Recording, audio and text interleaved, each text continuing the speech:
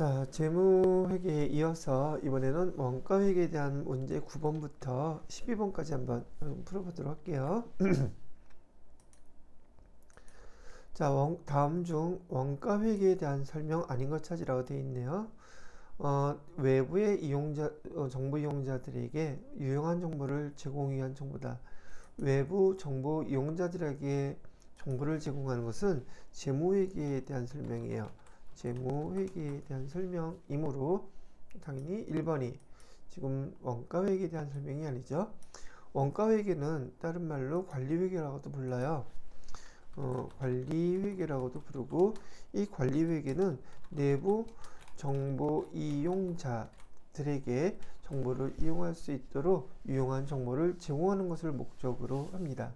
그 다음에 이 원가회계는 원가 통제, 즉 제조업이기 때문에 그 원가를 갖다 통제를 통해서 그 원가에 대한 그 정보를 제공하기 위한 목적으로 사용되며, 3번처럼 제품 원가 계산을 할 때 원가 정보도 제공하고, 그를 통해서 경영계획 수립과 통제를 위한 원가 정보를 제공한다. 이런 내용들이 원가 회계의 특징이라고 보시면 된다는 얘기죠.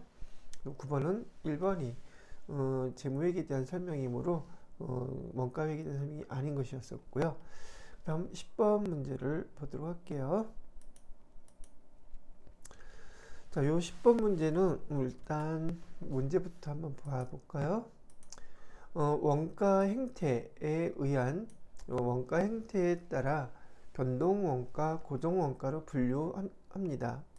원가 행태에 의한 분류는 원가를 변동원가, 고정원가 이렇게 분류를 하게 되는데, 이에 대한 설명으로 올바른 것은 이렇게 되어 있어요. 그래서 여기 변동원가는 조업도가 증가할수록 총원가도 증가한다.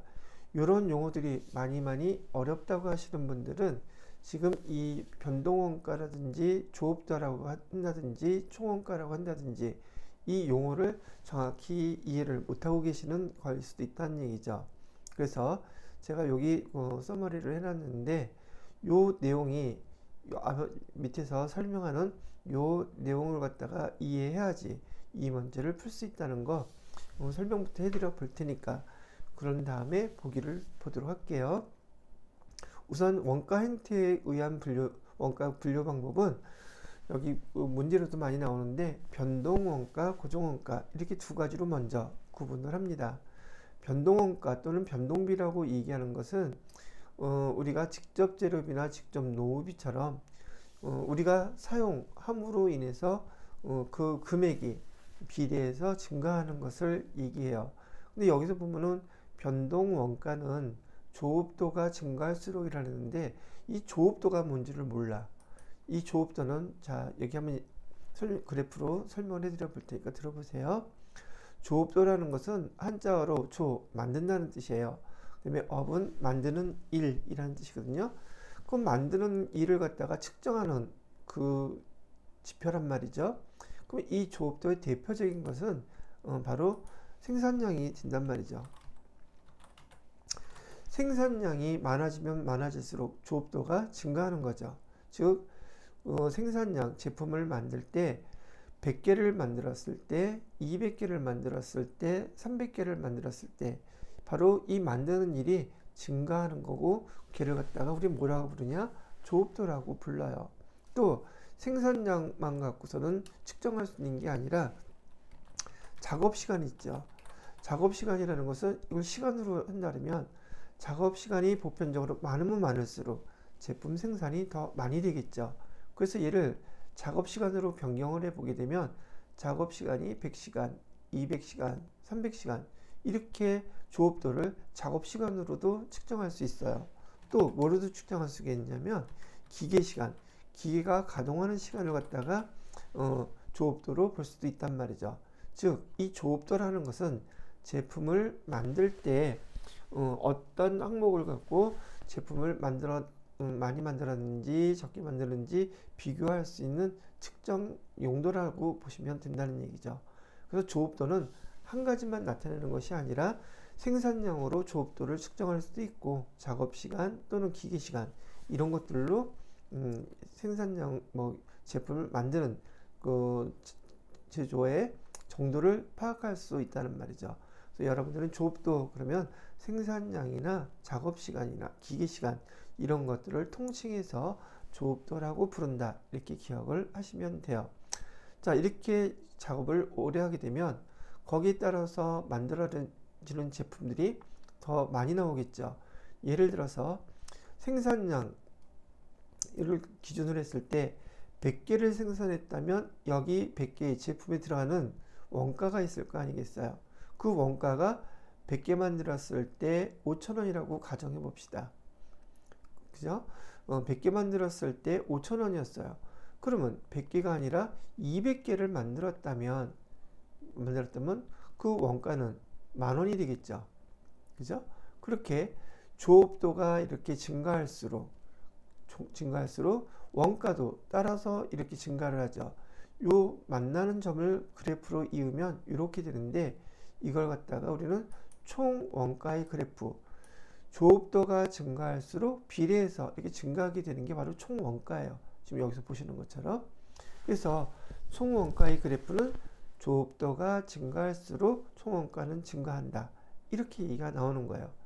자, 여러분이 원가에서 주로 많이 이런 쪽에서 물어보는 게 이 총 원가, 이걸 물어보든지 단위당 원가, 요거를 물어봐요. 그럼 단위당 원가는 뭔데요? 자, 이번엔 이런 경우에요. 조업도가 100개였을 때, 그럼 100개를 만들었는데 총 원가는 5,000원이었단 말이죠. 그럼 100개 만들었을 때 5,000원이었다면 한 개 만들었을 때는 얼마겠어요? 이 5,000원을 100개로 나누어지면 한 개당 50원 계산 나오죠. 이게 단위당 원가라는 게 한 개당 원가라는 것을 뜻해요. 한 개당 얼마예요? 50원이요. 이렇게 대답하면 되죠. 또 조업도가 200개 왔을 때 총원가가 10,000원이 나왔다면 단위당 원가, 한 개의 원가는 얼마인가요? 10,000원을 200으로 나누게 되면 똑같이 50원 나오죠. 그죠? 이게 단위당 원가예요. 가만히 보니까 300개 만들었을 때 15,000원 나왔다면 단위당 원가는 얼마인가요? 걔도 50원이에요. 즉 변동비의 특징은 조업도가 증가할수록 총원가는 비례해서 증가하지만 단위당 원가는 일정하다예요. 요게 이 변동비에서 여러분들한테 설명을 해주고자 하는 거란 얘기죠. 시험 문제는 가끔 나오는 게 변동비에 해당되는 대표적인 계정이 뭔가요? 이건 물어봐요. 대표적인 게 직접 추적 가능한 직접 재료비, 직접 농업비, 이런 게 바로 변동비예요. 제품을 많이 만들면 많이 만들수록 이 원가들이 계속 똑같이 비례해서 증가한다는 얘기죠. 이게 변동비의 특징이고요. 이번에는 고정비를 설명해 드려보면, 고정비의 대표적인 것은 여기 얘를 임차료라고 가정을 해 볼게요. 우리가 공장이라는 건물을 빌렸어요. 임차료. 공장을 빌렸는데 이 금액은 예를 들어서 한 달이라고 한다면 이 공장 안에서 임차료를 내고서 제품을, 즉 조업도죠. 제품을 100개를 만들던 200개를 만들던 1000개를 만들던 임차료는 고정적으로 6,000원만 내면 된다는 얘기죠. 그래서 이 고정비의 특징은 조업도가 증가하더라도 여기 원가, 총원가는 어떻게 된다? 일정하다예요. 이거를 갖다가 말로 표현하면 여기에서 나오는 요 용어들이 나온단 말이죠. 자, 그 다음에 단위당 원가 나와 있죠. 단위당 원가는 어때요? 100개 만들었을 때도 6,000원, 200개 만들었을 때도 6,000원. 총원가는 일정하지만 단위당 원가는 100개 만들었을 때 6,000원이라면 6,000원을 100으로 나눠 보시면 단위당 원가는 얼마가 나와요? 60원 나오죠. 그러면 여기 총원가가 6,000원일 때 200개를 만들었다면 단위당 원가는 얼마가 나와요? 30원 나오죠. 즉 고정비는 일정한데 여기 조업도가 높아지면 높아질수록 단가는 점점점 낮아진단 말이죠. 이거를 그래프로 그리게 되면 이 단위당 원가의 그래프는 이렇게 나타난단 말이죠.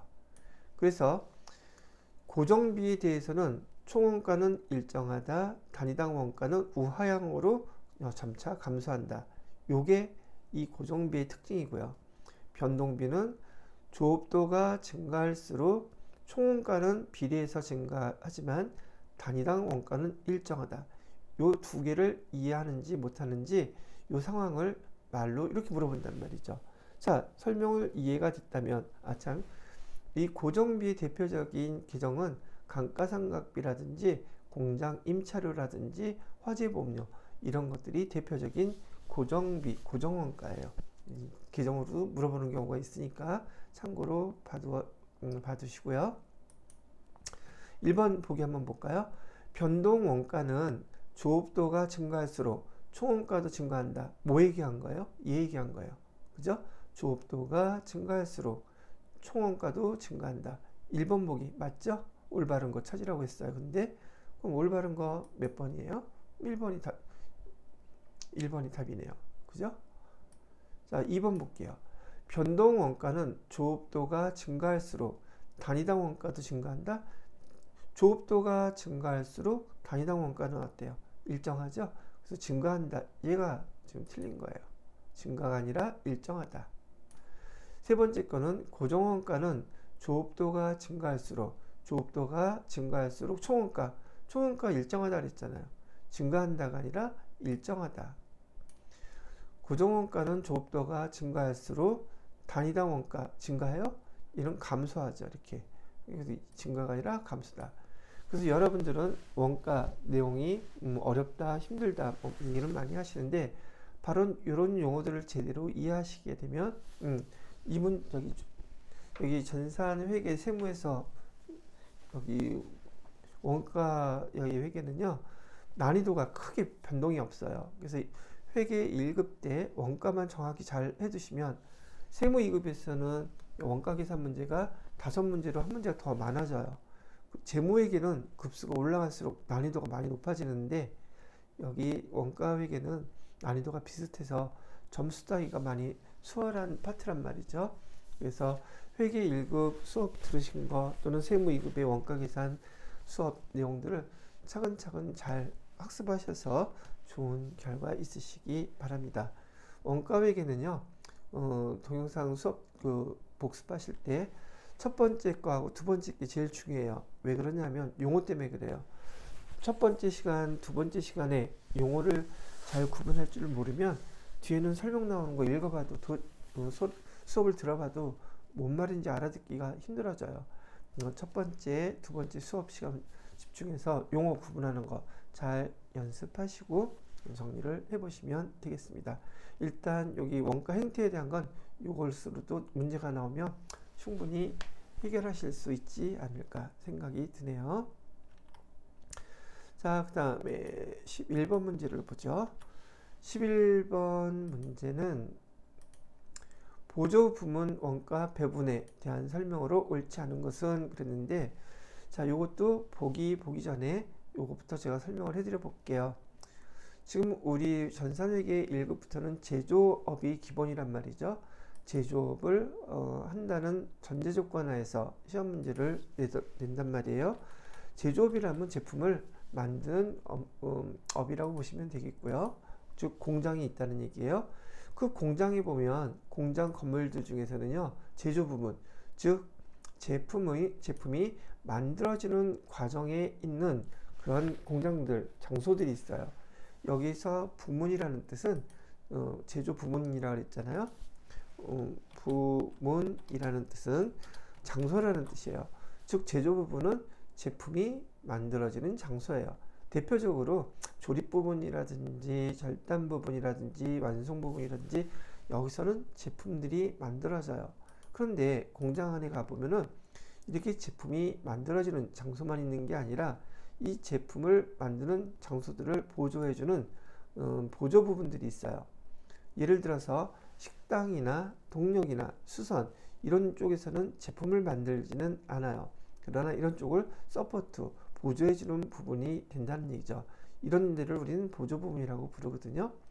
근데 원가 계산을 할 때는 보조 부분에서도 돈을 사용하게 되겠죠.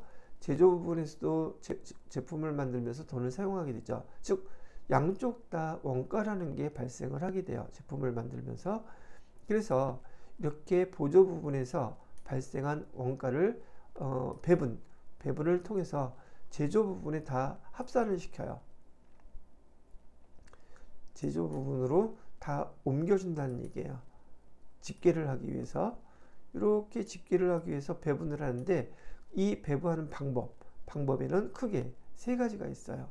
직접 배분법, 단계 배분법, 상호 배분법. 이 세 가지 방법으로 보조 부분에서 발생한 원가들을 제조 부분으로 다 옮겨준다, 이런 얘기예요. 그런데 그 중에서 직접 배분법은요, 이 보조 부분끼리도 서로 서포트를 해주면서 원가가 발생하는데, 그거는 무시해요. 보조 부분끼리 발생한 원가는 무시한다. 식당 부분이 됐던 동력 부분이 됐던, 뭐 예를 들어서 동력 부분, 전기를 쓰는 부분이 식당 부분에서는 전기를 안 쓰나요? 쓴단 말이에요. 수선 부분에서는 전기 안 쓰나요? 쓴단 말이에요. 그렇게 보조 부분끼리도 비용이 원가가 발생하는 것들이 있지만, 배부하는 계산을 할 때는 보조 부분끼리 발생한 것은 무시하는 방법, 그리고 제조 부분에다가 몽창 다 배부하는 방법이 직접 배분법이에요. 그럼 직접 배분법은 보조 부분끼리 발생했던 비용들, 원가들을 계산하지 않으니까 계산 과정이 단순해요. 계산이 단순하다. 그리고 이거는 계산이 단순하게 처리하는 중소기업에서 많이 사용하는 특징이 있는 방법이라고 알고 계시면 되겠습니다. 반면에 단계 배분법은 보조 부분끼리 발생한 이 원가도 계산은 해요. 근데 계산을 하는데 우선순위를 정해요. 보조 부분 중에서 예를 들어서 여기 동력 부분, 얘부터 원가 배분을 할 거야 라고 한다면, 이 우선순위를 정한 부분부터 원가를 계산해서 보조 부분의 금액을 계산하고, 그 다음에 계산된 나머지 금액을 제조 부분에 한꺼번에 다 배분하는 방법, 이게 단계 배분법이에요. 특징은 우선순위, 보조 부분끼리의 원가도 계산은 하지만 우선순위를 정해서 보조 부분에 발생한 원가를 계산하더라, 이런 쪽이죠. 직접 배분법보다는 좀 더 정확한 원가 계산이 가능할 수도 있다는 얘기죠. 자, 거기에 반해서 상호 배분법은 보조 부분끼리 발생한 모든 원가 발생한 것을 다 계산해요. 그러니까 되게 복잡하겠죠. 그런데 원가 계산은 아주 정확하겠죠. 그래서 얘는 계산 형태가 아주 복잡해요. 계산 형태가 복잡하다. 그러나 원가의 정확성은 제일 높죠. 그죠? 그다음에 대기업에서 주로 많이 사용하는 방법이라고 보시면 되겠습니다. 특징적인 용어로는 보조 부분 전체를 꼼꼼하게 빠짐없이 다 계산한다는 게, 그게 상호 배분법이랍니다. 그럼 요거 설명한 것으로 문제 보기를 보면서 해당되는 답이 뭔가 한번 보죠. 옳지 않은 것 찾으라 그랬어요.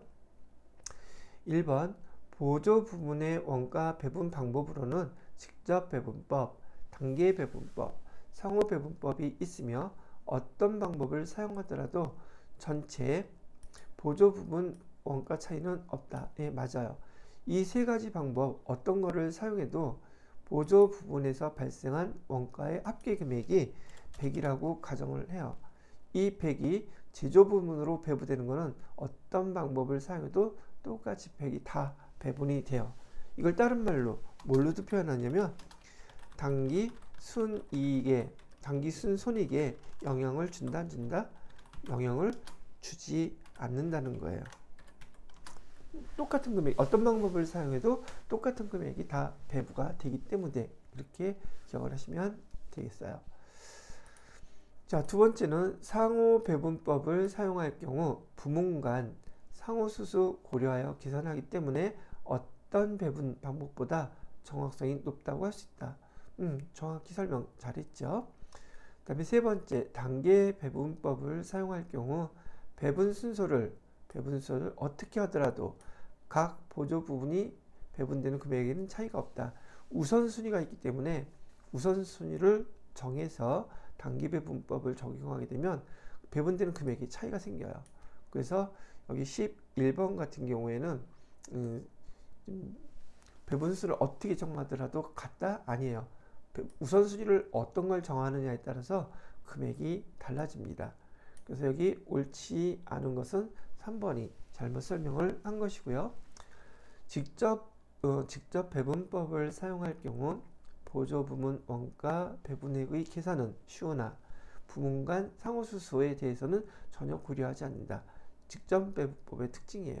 그래서 여러분이 원가 계산 어렵다고 생각하시는 분들은 이렇게 지금 제가 문제 하나를 갖고 전반적인 거 다시 한번 쭉 설명해 드리니까 요것만이라도 정확하게 암기하고 넘어가시면 관련된 문제 나왔을 때 많이 수월하실 거라고 생각이 들어요.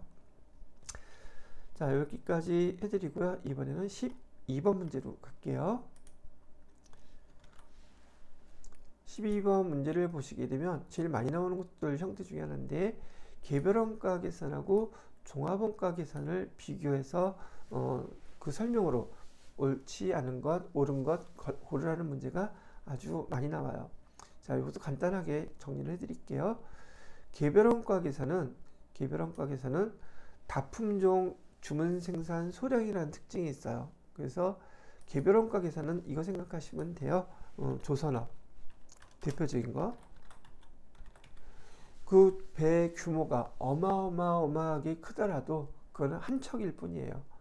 그런 업종에서는 원가 계산할 때 개별 제품 하나당 원가를 계산합니다. 이런 뜻이라고 생각하면 돼요.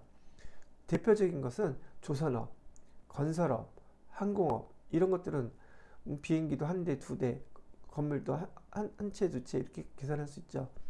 규모는 크지만 걔는 하나당 원가를 별도로 한다. 그 특징이 품종은 여러 개가 있지만, 그죠? 품종은 여러 개가 있는 게 특징이고 주문 그냥 먼저 만들지 않습니다. 그래서 주문 받은 거에 대해서 생산하는 특징이 있고요. 그다음에 뭐 조선업에서 배를 갖다가 1000척, 2000척 이렇게 만들 수가 없잖아요. 이렇게 소량으로 저기 생산을 하게 되더라. 그래서 이 빨간 고라는 거 기억을 하셔야지 되는 것들이에요. 한번 지금 잘 설명 들어두시면 이 문제도 별도로 교재 안 보셔도 이런 문제 나오면 아마 어렵지 않게 맞추실 수 있을 거예요. 비교해서 여기 종합원가 계산이라는 것은 하나하나 계산하기가 너무 어려워. 물리적으로 불가능할 경우에 거의. 예를 들어서 하나, 여러분들 설탕가루 한 알 원가 계산할 수 있어요? 이런 거 잘 못하겠죠. 또는 밀가루 이런 거 한 알 원가 계산할 수 없어요? 극단적인 걸로 설명을 해드렸지만 이렇게 하나하나 원가 계산을 하기가 힘든 것들은 우리가 제조업에서 종합 원가 계산이라는 방법으로 원가를 계산합니다. 이 종합 원가 계산의 특징은 같은 종류 설탕가루 되게 많죠.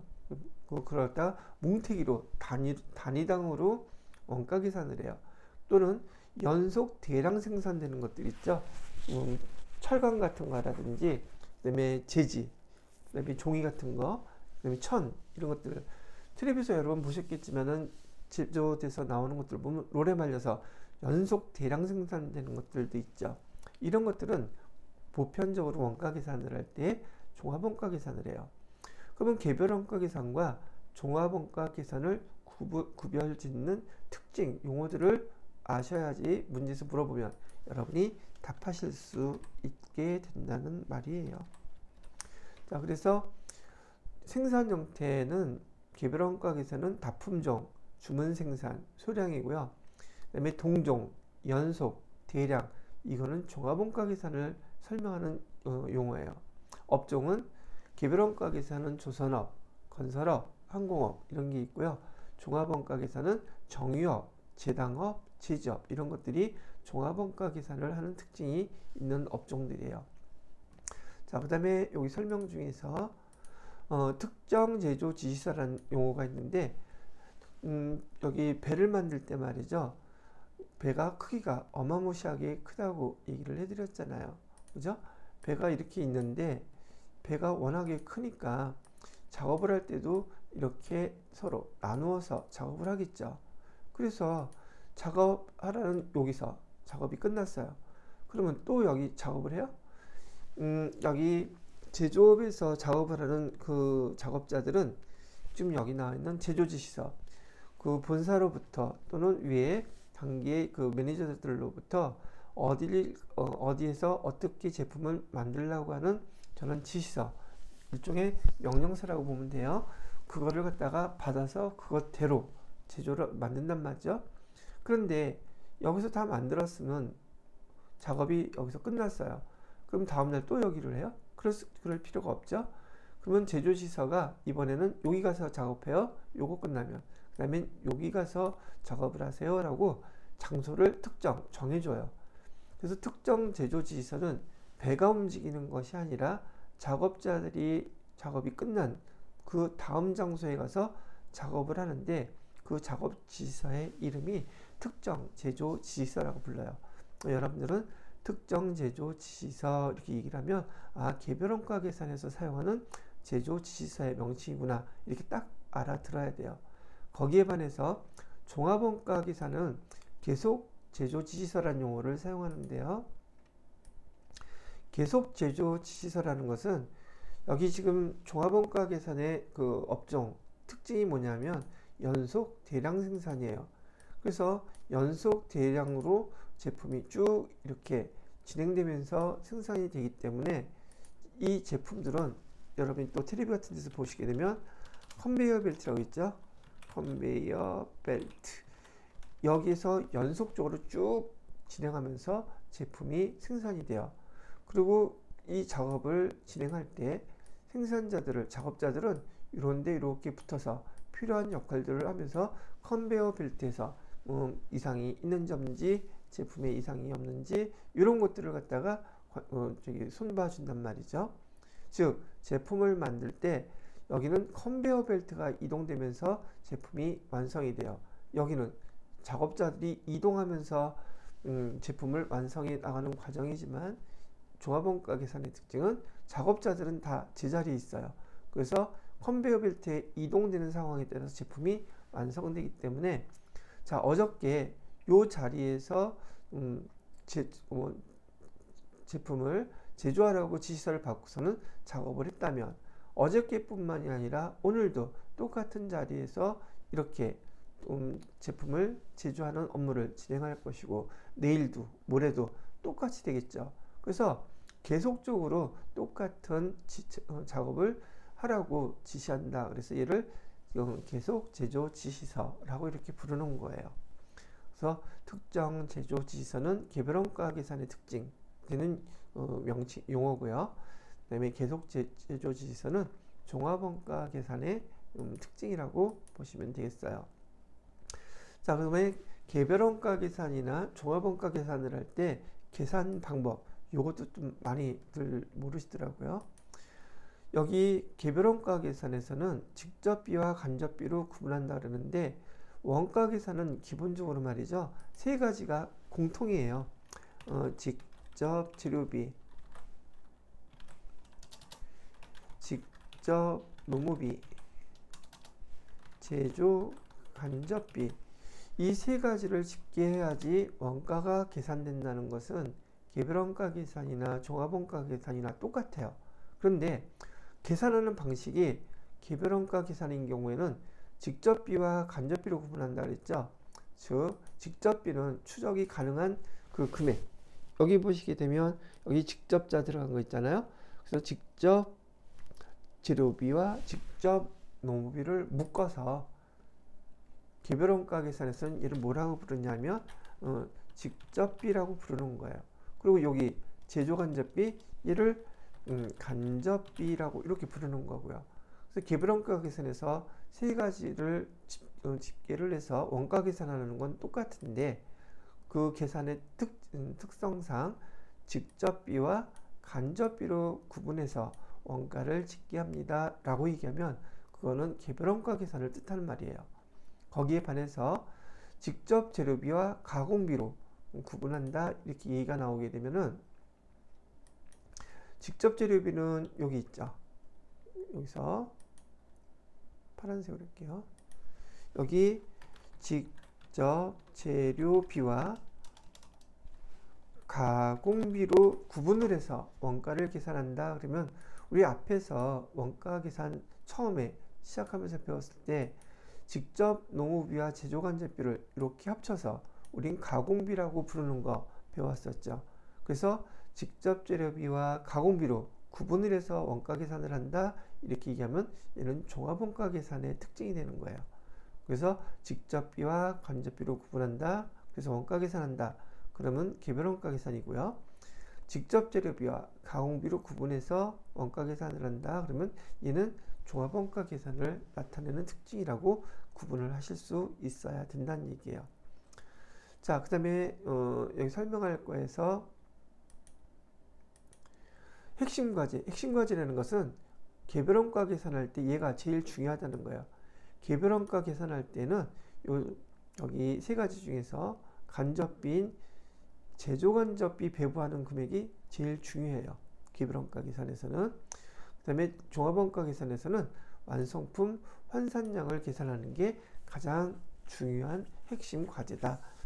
서로 다르죠? 이렇게 구분하시고, 이건 좀 설명이 길어지는데 얘는 수업 시간에 했던 내용들을 참고하셔서 한번 들어보시고 이렇게 정리를 해두시면 대부분 여기 안에서 시험 문제가 나올 거란 얘기죠. 용어에 대한 것들은요. 자, 개별원가 계산은 정확성 얘기하는 거예요. 개별원가 계산은 제품 하나하나당 원가를 계산하니 당연히 정확하겠죠. 거기에 반해서 종합원가 계산은 뭉뚱그려서 같은 것들 한꺼번에 계산하기 때문에 개별원가 계산에 비해서는 정확성이 떨어져요. 종합원가 계산은. 그다음에 비용은요. 정확도가 높으면 높을수록 비용이 많이 발생한단 말이죠. 그리고 종합원가 계산은 비용은 좀 적게 발생한다. 이렇게 구분해 주시면 돼요. 자, 그러면 요거 설명 들은 거를 토대로 해서 이런 걸 알고 있었다면 이 문제 풀기는 되게 쉬워져요. 한번 보죠. 개별원가 계산은 작업지시서에 의한 원가 계산을 한다. 그죠? 개별원가 계산은 작업지시서 있었죠? 제조지시서, 작업지시서 여기에 따라서 원가 계산을 해요. 그 다음에 개별원가 계산은 주문요, 소량이요, 방식에 적합하다. 맞는 말이죠. 자, 종합원가 계산은 공정위에서 나온 거 뭉뚱그려서 평균별로 한꺼번에 계산한단 말이죠. 공정별로라고 하면은 여기에 들어가서 지금 뭐 제조공정 중에 어디를 지나간다. 뭉뚱그려서 이만큼 공정에서 공정별로 이렇게 묶어서 대량 생산 방식에 적합하다. 맞아요. 자, 그 다음에 종합원가 계산은 여러 공정에 걸쳐서 생산하는 경우 적용할 수 없다. 여러 공정에 걸쳐서 여기가 A단계, B단계, C단계 있어도 계속 진행되는 것이기 때문에 공정에 걸쳐서 생산하는 경우에도 적용할 수가 있는 것, 적합한 것이죠. 오히려 공정별로 할 때 그래서 적용할 수 있다예요. 틀린 것은 그래서 4번이 되는 것이고요. 자, 여기까지 원가 계산에 대한 거 여러분들이 좀 어렵다고 하시는 분들 있으셨기 때문에 문제 갖고 해당되는 파트를 좀 서머리로 좀 요약해서 설명을 해 드렸어요. 자, 잠깐 쉬었다가 여기 부가가치세죠? 이론 문제 설명을 또 이어나가도록 하겠습니다.